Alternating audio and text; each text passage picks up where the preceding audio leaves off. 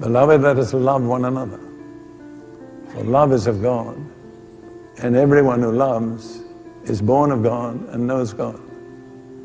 Is that really what is motivating us? Is it the love of God? Is it compassion? I share something which God sometimes impels me to share. It's very difficult to share. It's very painful. But after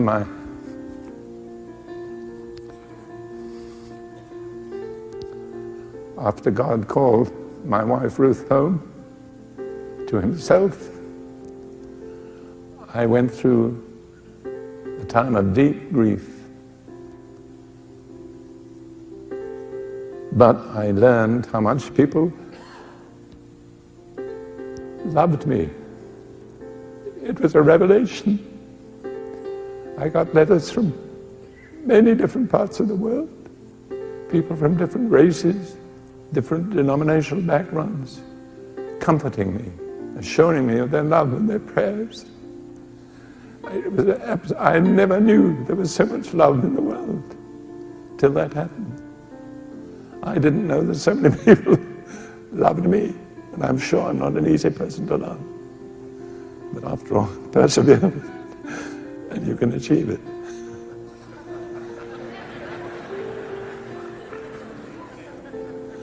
But I got one letter from a lady, I don't even remember her name. And she directed me to Psalm 84, verse 6. It says in verse 5, "Blessed is the man whose strength is in you, whose heart is set on pilgrimage." In other words, he has no permanent residence in this world.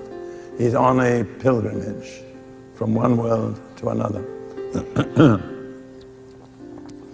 And then it says about these people, and this is the verse the lady quoted to me, "As they pass through the valley of Baca, they make it a spring. The rain also covers it with pools." Now you need to know that Baca is the Hebrew word for weeping. You can't understand that psalm unless you know that. So as they pass through the valley of Baca, they make it a spring. And what this lady said to me was this: you may have to pass through the valley of weeping, but you don't have to stay there. And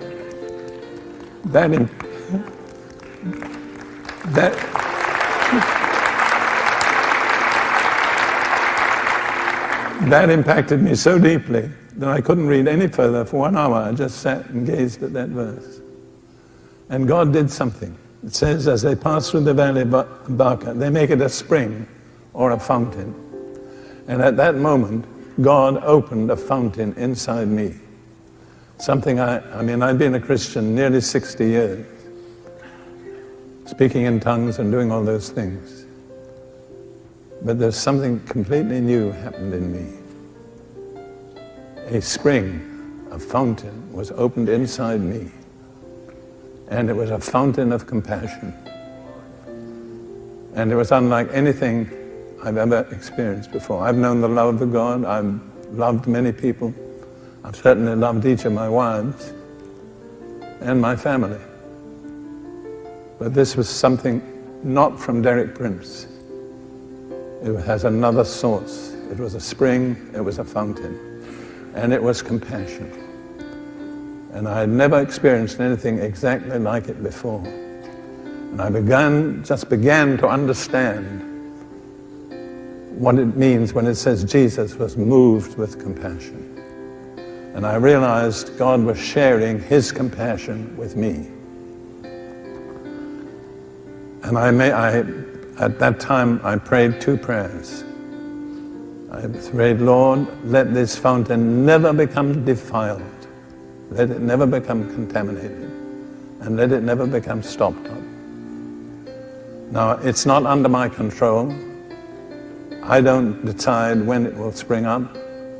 God does. But I've learned something very interesting. When that fountain of compassion is flowing in me, it attracts people to me.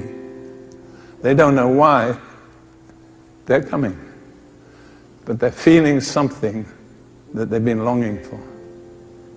And it really gives me also kind of power over people. I have to be very careful that I don't exploit it. Because when people feel real divine compassion, you can get them to do almost anything. But that's what I believe God is waiting for.